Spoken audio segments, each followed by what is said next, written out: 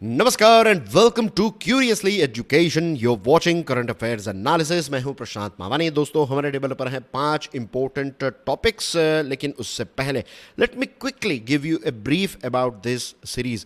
ये सीरीज जो है ये आपकी क्रिटिकल एनालिटिकल स्किल को डेवलप करने में मदद करेगी। आपकी एग्जामिनेशन जो है ये और ज़्यादा शार्प होगी। प्रिपरेशन जो है आपकी तैयारी जो है ये और ज़्यादा शार्प होगी। एंड यहाँ पर हम कॉम्प्लेक्स चीज़ों को बहुत ही सिंपल लैंग्वेज में समझते हैं। इसी के साथ ये सीरीज़ जो है ये कॉम्पिटिटिव एग्जामिनेशन के एस्पिरेंट्स को ध्यान में रखते हुए डिज़ाइन की गई है। लेकिन अगर आप एक ऐसा क्यूरियस व्यक्ति हैं जो अपनी दुनिया को और अच्छी तरीके से समझना चाहते हैं, then this series will help you a lot as well. Now, dear friends, let's start with the first topic of the day. This one is about earthquake and New Delhi. What steps can Delhi take to prepare for a major earthquake? आज हम ये new Delhi के बारे में, हमारे capital के बारे में तो बात करने ही वाले हैं, लेकिन अगर आप लेट्स से स्टेट पीसीएस की तैयारी कर रहे हैं तो आपको क्या करना है। ये दिल्ली वाला टॉपिक तो आप समझ लीजिए, लेकिन अपना जो राज्य है, अपना जो शहर है, उसके बारे में थोड़ी R&D कीजिए कि किस जोन में आता है in terms of earthquake, right, seismic activity के किस जोन में आता है और क्या क्या स्टेप्स उठाने की ज़रूरत है। क्योंकि स्टेट पीसीएस में आपको अपने राज्य की जियोग्राफी की तैयारी करनी है और ये जो अर्थक्वेक और ये सारी चीज़ें हैं ये जियोग्राफी के साथ जुड़ी हुई ही चीज़ें हैं। ओके, नाउ डियर फ्रेंड्स, 17 फरवरी की बात है जब 4.0 मैग्नीट्यूड का एक अर्थक्वेक जो है वो दिल्ली में आया और इसकी वजह से ऑफकोर्स एक पैनिक जैसी सिचुएशन क्रिएट हो गई।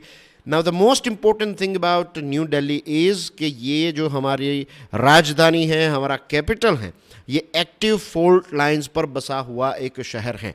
तो एक जो है रिज, इसका नाम है दिल्ली हरिद्वार रिज, ये चीज़ आपको ध्यान में रखनी है। Number 2 is Mahendragarh Dehradun fault, right, this are the 2 things.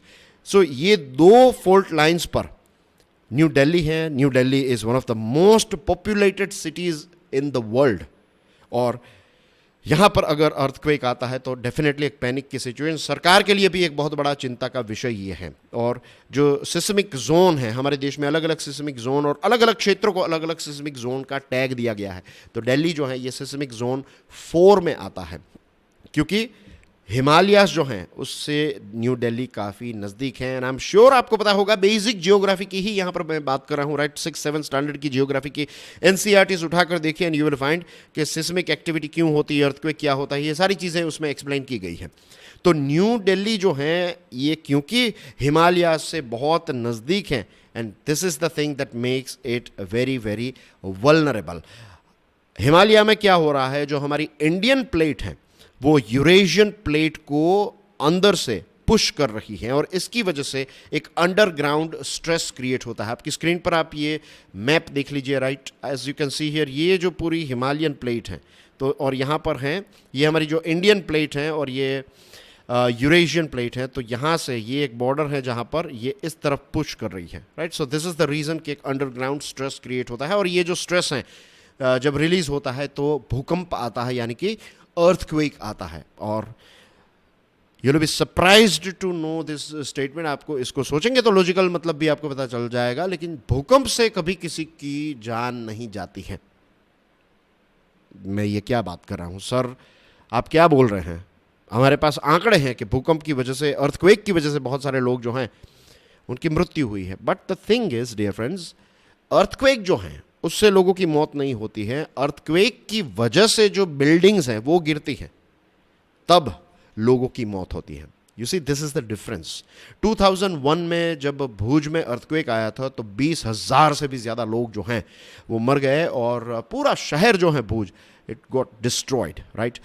अब एक सिमुलेशन किया गया, यू नो, जो सिमुलेशन यानी कि एक लेबोरेटरी में ऐसी टेस्टिंग की गई तो पता चला कि अगर 7.7 मैग्नीट्यूड वाला अर्थक्वेक न्यू दिल्ली में आता है तो 1,50,000 से 2.5 लाख जितने लोग जो हैं, इतने लोग डायरेक्टली इसकी चपेट में आ सकते हैं, मर जाएंगे इतने लोग, इससे भी ज़्यादा आंकड़ा पहुंच सकता है।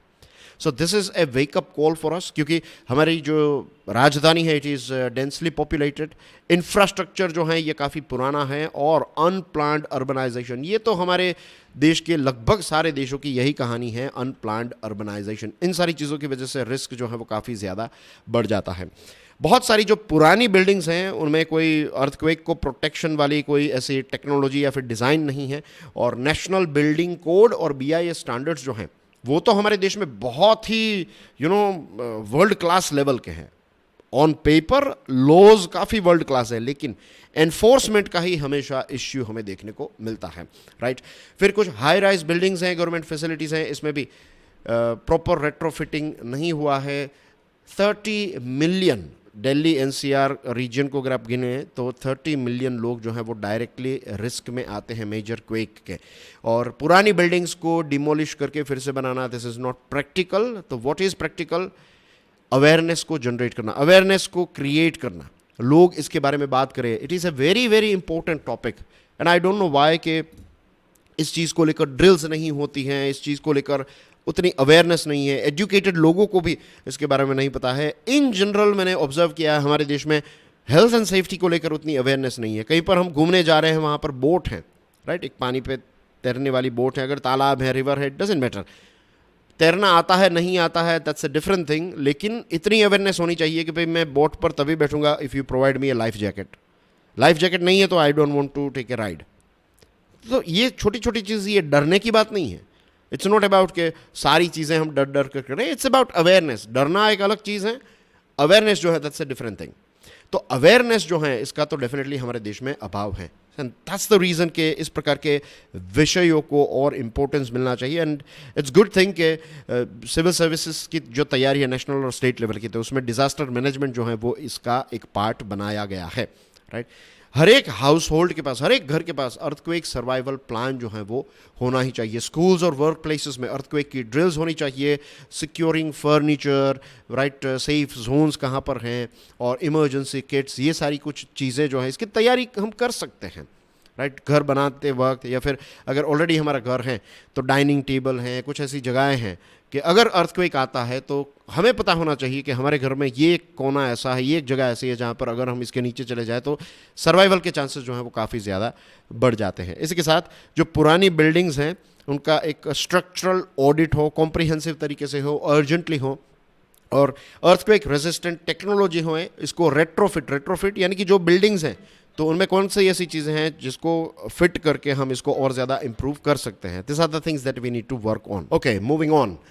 नए जो प्रोजेक्ट्स हैं इनको तो स्ट्रिक्टली कंस्ट्रक्शन जो मेथड्स हैं तो इसमें अर्थक्वेक रेजिस्टेंट जो रूल्स हैं इनको फॉलो करना है, और इसके साथ retrofitting is expensive of course, लेकिन ये जान बचाएगा, तो जान से बढ़कर तो कोई चीज़ है ही नहीं। इसको लेकर सरकार को कोई अलग से फंड जो है वो प्रोवाइड करना पड़ेगा। जो ब्रिजेस हैं, फ्लाईओवर्स हैं, मेट्रो स्टेशन हैं, बेसिकली पब्लिक इंफ्रास्ट्रक्चर, इसका फिर से रीअसेसमेंट हो। टोक्यो और सैन फ्रांसिस्को कुछ ऐसे एग्जांपल्स हैं जहां पर काफ़ी अच्छी तरीके से एडवांस्ड टेक्नोलॉजी का इस्तेमाल जो है वो किया जाता है।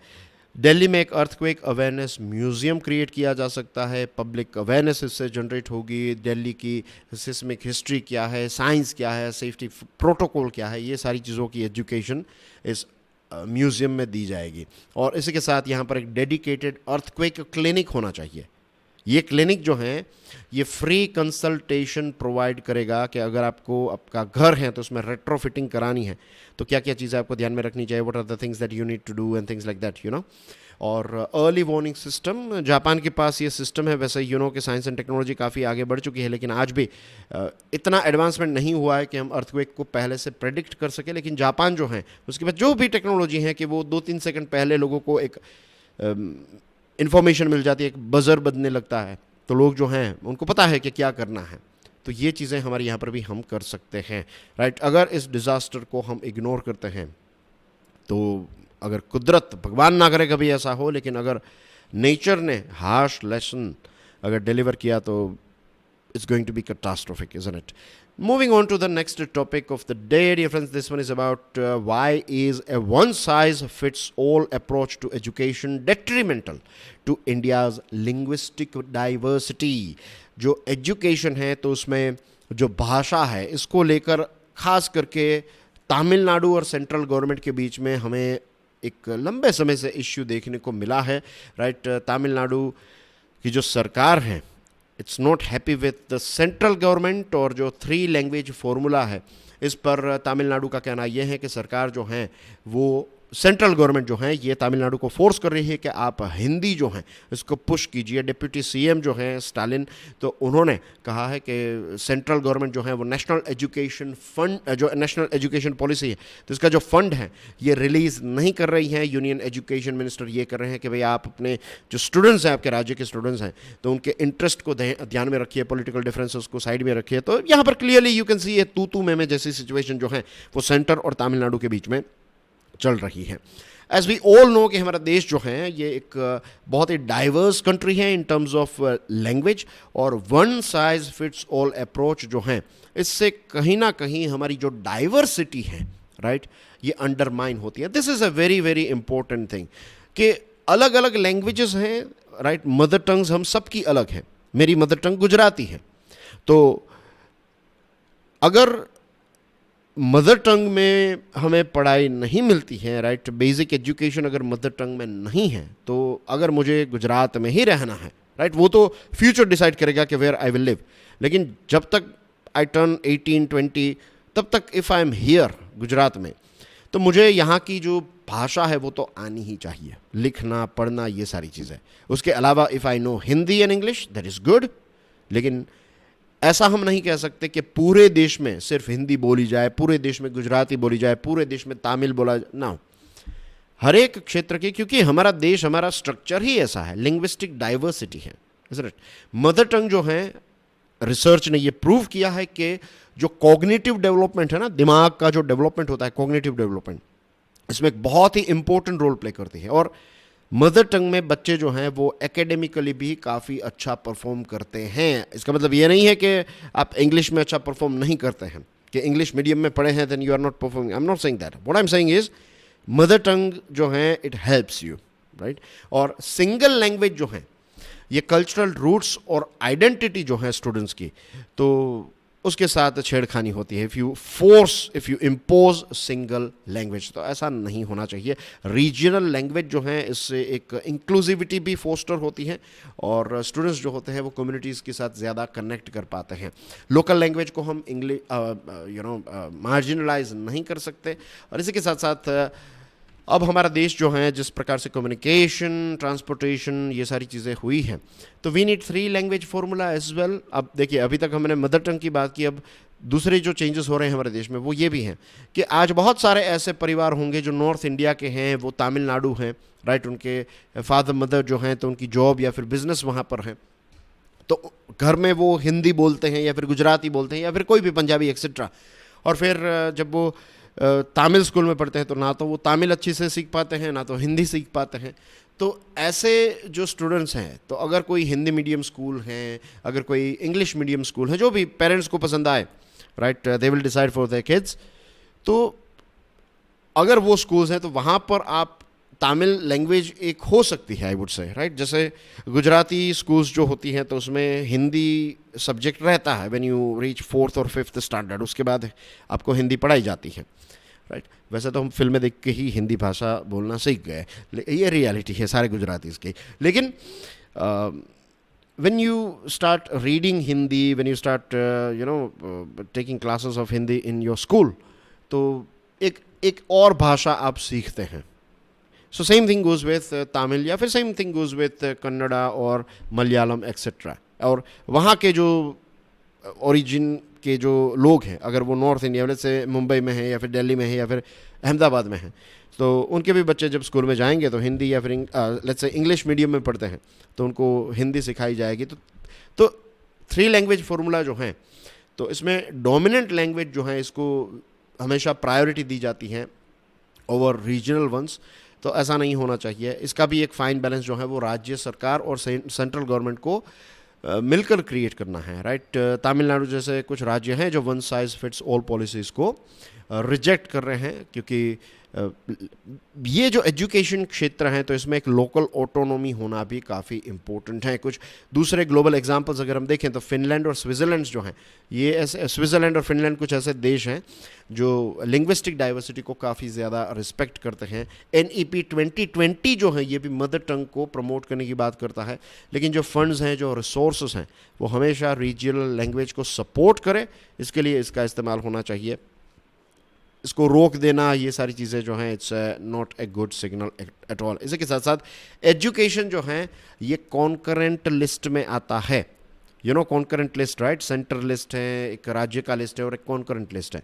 तो ये कॉन्करेंट लिस्ट में जो भी चीज़ें हैं तो उसमें सेंट्रल गवर्नमेंट और स्टेट, सेंटर और स्टेट जो हैं इनका कोऑपरेशन काफ़ी इंपॉर्टेंट रोल प्ले करता है। तो यहाँ पर ये कोऑपरेशन की ज़रूरत है, और पॉलिटिक्स की वजह से कई बार हमने देखा है कि इस प्रकार के इश्यूज होते हैं। दोनों को समझना चाहिए कि ये किसी पार्टी की बात नहीं है, यहाँ पर तो बच्चों के भविष्य की बात हो रही है, right. So reaching a common ground is essential for our students as well as national integration. Moving on to the third topic, this one is also a very very important topic. अभी एक bill आया था, right, एक draft release किया गया, इसका नाम है एडवोकेट्स अमेंडमेंट बिल 2025, और इस चीज़ को लेकर काफ़ी ज़्यादा विरोध हुआ, प्रोटेस्ट हुआ, राइट। जो एडवोकेट्स हैं वो इस बिल के ड्राफ्ट को लेकर बहुत ही नाखुश हुए और सीवियर बैकलैश हुआ। 13 फरवरी को इसको रिलीज़ किया गया था पब्लिक फीडबैक लिए, और फिर सरकार ने इस ड्राफ्ट को वापस ले लिया है, राइट। इसमें सबसे जो कंट्रोवर्शियल इश्यू था दैट वाज कि जो वकील हैं, जो एडवोकेट्स हैं, वो स्ट्राइक्स नहीं कर सकते, prohibition of strikes by advocates, right. आप अगर स्ट्राइक में पार्ट लेते हैं और इसकी वजह से अगर कोर्ट डिस्टर्ब होती है तो इसको प्रोफेशनल मिसकंडक्ट के तौर पर देखा जाएगा, राइट। सिंबॉलिक अगर कोई प्रोटेस्ट है, वन डे प्रोटेस्ट है जिससे कोर्ट के ऑपरेशन में इंटरफियरेंस नहीं हो रहा है, तो ये चीज़ अलाउड थी। याद रखिए मैं बात कर रहा हूँ एक ड्राफ्ट के बारे में, राइट। ये अभी कानून नहीं बना है, ये तो सिर्फ एक ड्राफ्ट रिलीज किया था सरकार ने और शेयर किया पब्लिक डोमेन में। ऐसा ही होता है, कुछ ऐसे बिल्स होते हैं ना, उनको पब्लिक डोमेन में रखा जाता है ताकि उस क्षेत्र के साथ जुड़े हुए लोग जो हैं वो अपना अपना सुझाव दे सके, और फिर सरकार जो है वो सारे इनपुट्स लेकर फिर जो भी नेसेसरी चेंजेस है उसको करने की कोशिश करती है। जनरली आइडियल वर्ल्ड में ऐसी चीज़ें की जाती हैं।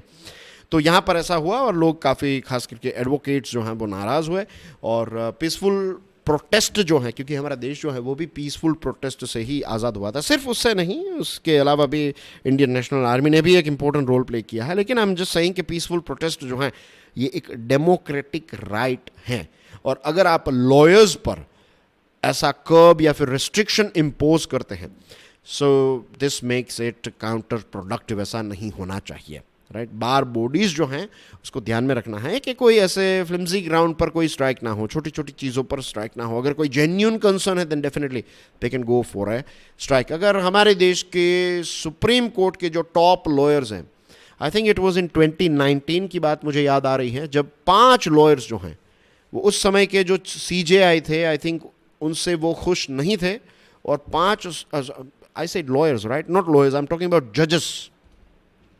हमारी सुप्रीम कोर्ट के सीनियर मोस्ट CJI को छोड़कर बाकी के जो जजेस हैं ना, तो ऐसे कुछ 5 जजेस जो हैं वो ऐसे धरने पर बैठे थे, राइट। ये एक बहुत ही फेमस किस्सा था, 2019 का शायद ये किस्सा है। तो अगर जजेस ऐसा मीन्स अलाउड है, तो फिर वकील जो हैं, एडवोकेट जो हैं, उनको तो पूरा अधिकार है, राइट। ये उनका डेमोक्रेटिक अधिकार है। दूसरा जो प्रोविजन था दैट वाज लीगल प्रैक्टिशनर की डेफिनेशन जो है उसको बहुत ज़्यादा एक्सपांड किया गया, लो ग्रेजुएट्स इसमें आ गए, फिर जो डोमेस्टिक और फॉरेन लॉ फर्म्स के कॉरपोरेट एंटिटीज़ हैं उनको भी इसका पार्ट बनाया गया। तो इस चीज़ को लेकर भी लॉयर्स जो हैं दे वर नॉट खुश, कि उनका कहना ये था कि भाई लॉयर्स जो हैं और एडवोकेट्स, लॉयर्स डिफरेंस रहता है, राइट। तो एडवोकेट जो बेसिकली होते हैं वो कोर्ट में प्रैक्टिस करते हैं। So that is the most important thing about this term advocate, right? तो आप सारे जो लॉ के साथ जुड़े हुए हैं उनको आप एडवोकेट नहीं कह सकते, तो ये भी एक चीज़ थी। लेकिन सरकार जो है उसकी कोशिश ये थी कि लीगल प्रोफेशन जो है ये फेयर, ट्रांसपेरेंट और एक्सेसिबल रहे, और ये जो चेंजेस सरकार करना चाहती है इसको स्लो और जुडिशियस तरीके से आगे बढ़ना पड़ेगा। नाउ द थिंग इज, सरकार ने इस ड्राफ्ट को विड्रॉ किया है, दिस इंडिकेट्स कि इसमें डेफिनेटली फ्लॉज थे, इसमें कुछ खामियां थी। और फार्म लॉज, जो 3 फार्म लॉज आए थे ना, बहुत प्रोटेस्ट हुआ हमारे देश में, लगभग 1 सालों तक ये प्रोटेस्ट चला।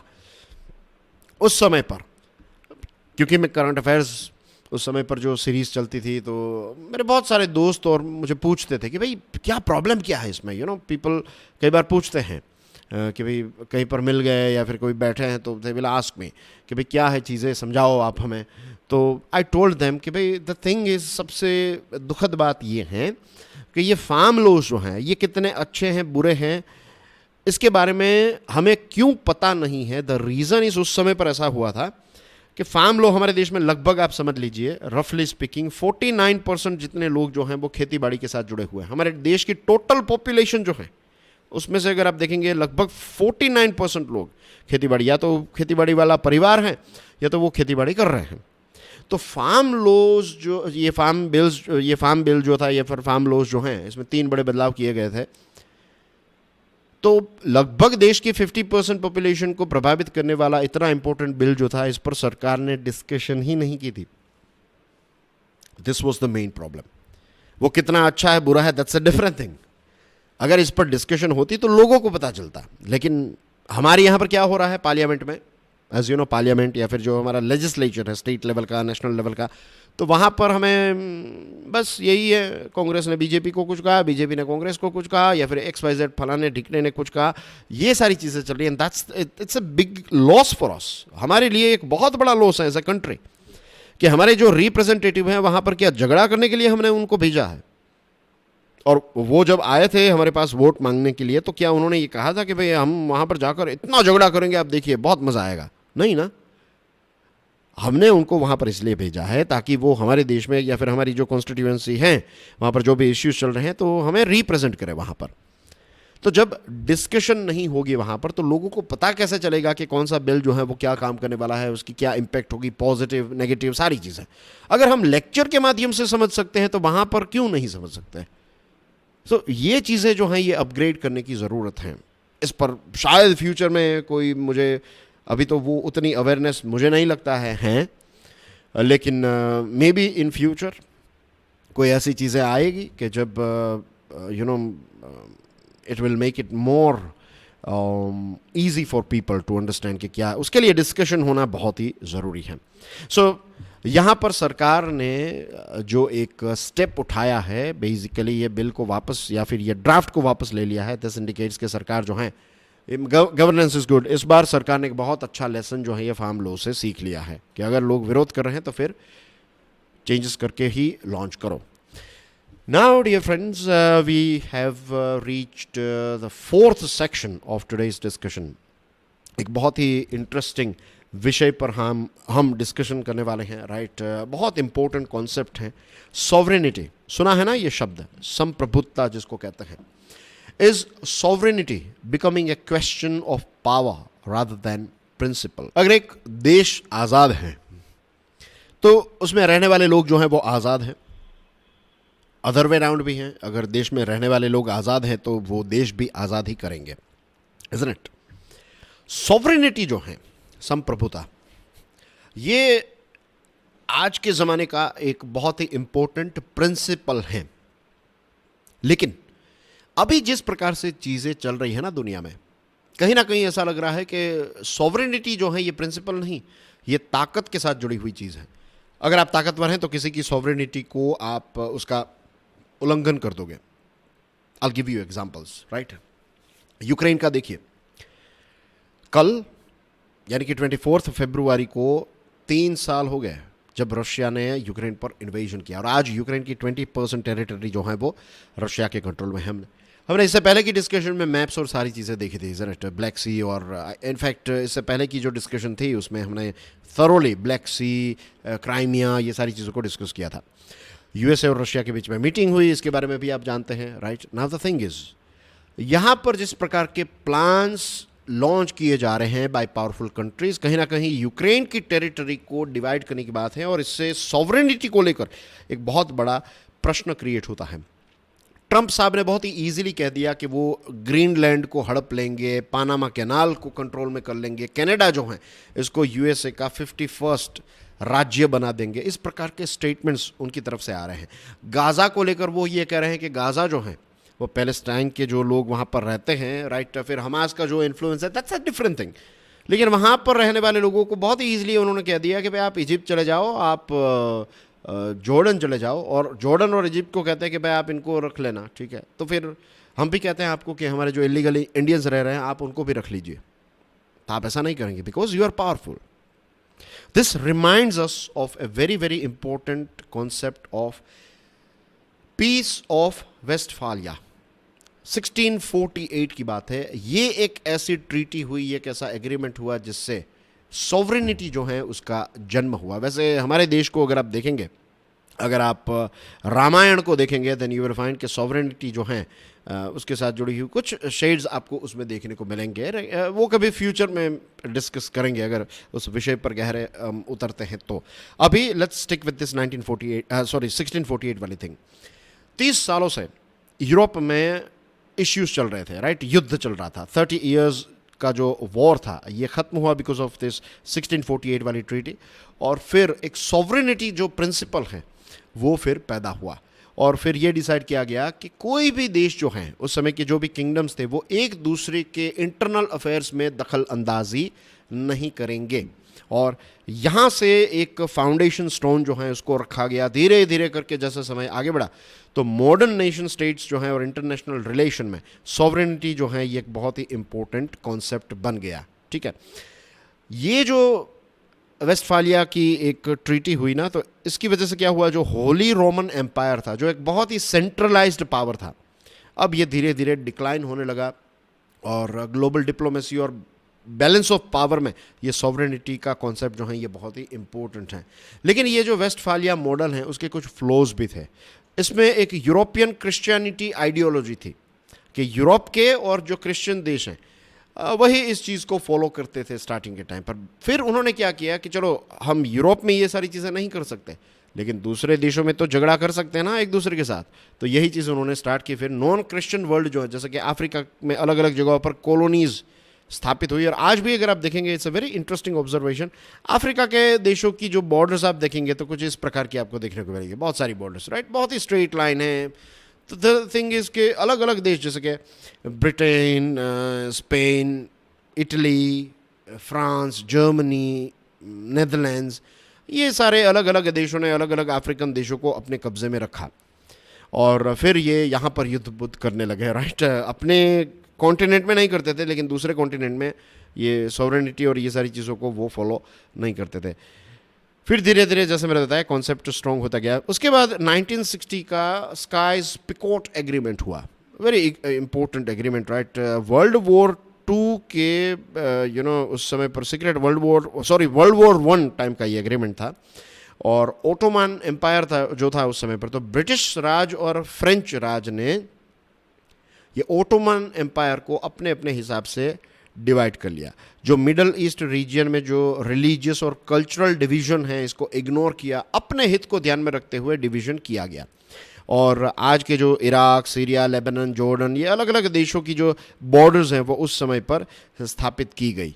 ये आर्बिट्ररी डिवीजन जो हुआ उसकी वजह से आज भी अनरिजॉल्व्ड इश्यूज देखने को मिलते हैं. जैसे कि हमारा कश्मीर वाला जो इश्यू है, राइट, ये आज भी चल रहा है. We know what Britishers did. हम जानते हैं ना कि उन्होंने किस प्रकार से चीज़ें की और फिर ये एक इश्यू जो है वो छोड़कर चले गए. यही ऐसा ही इश्यूज जो हैं आप ये मिडल ईस्ट में भी देखने को मिलते हैं, thanks to this secret agreement between France and Britain. तो मोरक्कन सहारा है, वेस्ट एशिया, ये सारे टेंशन्स जो अभी चल रहे हैं ना, तो उसके रूट कोज इस प्रकार के स्काइज पिकोट सिकेस पिकोट एग्रीमेंट है. और ये बेसिकली एक प्रकार का लैंड ग्रैबिंग एग्रीमेंट ही था. इसके कॉन्सिक्वेंसेस आज भी देखने को मिल रहे हैं. अब पुतिन जो हैं वो सोवियत कोलैप्स जो हैं तो इसको एक कैटास्ट्रोफी मानते हैं. वो चाहते हैं कि वापस ये पुराने जो सोवियत यूनियन के देश हैं वो उनके साथ आ जाएं, राइट. शी जिनपिंग जो है वो चाहते हैं कि ताइवान जो है वो चाइना का पार्ट बन जाए. ट्रंप साहब आप जानते हैं PACS Americana, right, Greenland, Panama canal, Canada, Arctic और अमेरिकाज के जो स्ट्रेटेजिक लोकेशंस हैं वो अपने कंट्रोल में चाहते हैं. तो इस प्रकार की जो चीज़ें चल रही हैं, जिस प्रकार से ये बड़े बड़े ताकतवर देश जो चीज़ें कर रहे हैं, this reminds us of colonial thinking. और इससे ये पता चलता है कि ये जो रूल्स बेस्ड ऑर्डर हैं, यूनाइटेड नेशंस को जानबूझकर वीक किया गया, और ये वीक हुआ है तो इसकी वजह से ये अपनी दादागिरी कर रहे हैं। तो ये लैंड ग्रैब जो है ये फिर से स्टार्ट हो चुका है। जो ज़मीन पर कब्जा, ये हमें लगता है कि गाँव में या फिर ऐसे कुछ ऐसे क्षेत्रों में वहाँ के बाहुबली करते, ऐसा नहीं है। ये सारे लोग जो हैं बाहुबली की तरह ही, माफिया की तरह ही बिहेव कर रहे हैं। तो सॉवरेनिटी जो है it is under risk. Sovereignty risk becoming a question of might over right, isn't it? ये चीज़ हमें देखने को मिल रही है। सो दुनिया जो है वो बहुत ही, एक तरफ से देखा जाए तो एक बहुत ही डेंजरस चीज़ है जो है। अगर इसको गहराई से समझे देन वी फाइंड के डिप्लोमेसी जो है it has become more complex, right? बहुत कॉम्प्लेक्स ये चीज़ जो है ये हो चुकी है। Moving on to the last topic, CAG report आया है। कैंपा फंड जो है it's not Campa Cola fund, right? CAMPA का फुल फॉर्म क्या है बताइए कमेंट सेक्शन में, इतना तो पता होना ही चाहिए, राइट? आई एम श्योर बहुत सारे स्टूडेंट्स को पता होगा। नहीं पता है तो गूगल इट, पॉज कीजिए इस वीडियो को, पहले कैंपा क्या है इसको समझिए, उसके बाद वॉच दिस वीडियो।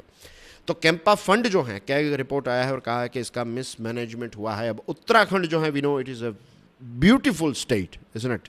और उत्तराखंड का पैराडॉक्स देखिए, वहाँ के जो सिटीजन्स हैं वो पेड़ों को बचाने की कोशिश कर रहे हैं, वहाँ के जो ग्रीनरी हैं या फिर जो इकोसिस्टम है उसको बचाने की कोशिश कर रहे हैं, और दूसरी तरफ कैंपा फंड्स जो है इसका मिसयूज़ किया जा रहा है। कैग रिपोर्ट ने ये एक्सपोज किया है कि 14 करोड़ रुपए जो हैं, जो एफॉरेस्ट्रेशन के लिए जिसका इस्तेमाल करना था, उसका इस्तेमाल आईफोन्स, लैपटॉप्स और ऑफिस रिनोवेशन के लिए किया गया। और बहुत सारे एफॉरेस्ट्रेशन के जो प्रोजेक्ट्स हैं उसमें बहुत सालों का, 8-8 सालों का डिले जो है वो हमें देखने को मिला है। ट्री सर्वाइवल रेट 60 से 65% एक नेशनल स्टैंडर्ड रखा गया है, तो यहाँ पर सिर्फ 33% है। दिस इंडिकेट्स कि वहाँ पर इतना कोई खास ध्यान नहीं दिया जा रहा है। कैंपा फंड में ये भी है कि आपको इसका टाइमली यूज़ करना है, एक फिक्स टाइम के अंदर आपको इसका इस्तेमाल करना है। इसमें भी मिसयूज़ हमें देखने को मिल रहे हैं। अब उत्तराखंड के चैलेंजेस ड्राइंग गंगा हैं, लैंडस्लाइड्स हैं, डिफॉरेस्टेशन ड्रिवन डिजास्टर्स, ये सारी चीज़ें हैं, क्योंकि हिल कटिंग हो रहा है, अनस्टेबल स्लोप्स हैं, पोल्यूशन काफ़ी ज़्यादा बढ़ रहा है। तो जो फंड एक राज्य को फिर से रीजुविनेट करने के लिए इस्तेमाल किया जाना चाहिए, इसका इस्तेमाल नहीं हो रहा है। 607 करोड़ रुपए जो हैं ये विदाउट अप्रूवल यूज़ किए गए। 52 प्रोजेक्ट्स जो हैं इसमें मैंडेटरी एनवायरमेंटल क्लियरेंस भी नहीं लिया गया। तो वहाँ के फॉरेस्ट मिनिस्टर ने एक स्ट्रिक्ट एक्शन की, एक इन्वेस्टिगेशन जो है इसको ऑर्डर किया है। The most important thing is कि स्ट्रिक्ट एक्शन जब लोगों को दिखेगी कि नहीं अगर ऐसा कुछ आप करेंगे तो स्ट्रिक्ट एक्शन आप पर ली जाएगी, अगर लोगों को ऐसा लगता है तो लोगों का ट्रस्ट बैठेगा, वरना फिर फाइनेंशियल मिसमैनेजमेंट से लोगों का ट्रस्ट जो है वो ख़राब हो जाता है। और जब सिटीजन्स जो हैं वो पेड़ों को बचाने के लिए मेहनत करते हैं, राइट, और गवर्नमेंट जो है इस प्रकार से फंड का मिसयूज़ कर रही हैं, so this is a dangerous thing, right? Drying rivers, vanishing forests and forgotten promises threaten the state's future. And that's basically everything in today's discussion. Thank you very much for your love and support. God bless you all. Jai Hind.